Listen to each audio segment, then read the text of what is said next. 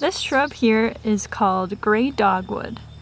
It's a native to our area, and it has these beautiful white flowers that seem to attract quite a few pollinators, which is great because these pollinators definitely need their fair share of pollen and nectar in order to survive. So there's a bee behind the flowers on this one.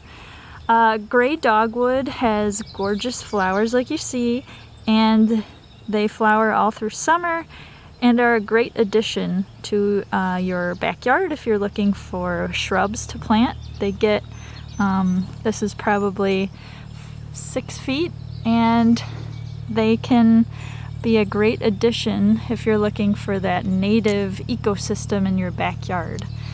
Native plants are best in your garden because they won't wreak havoc on the environment if they escape from your garden, and they'll attract different pollinators like bees and butterflies, which would also attract native birds. So you'll have quite the show in your backyard when you plant native plants.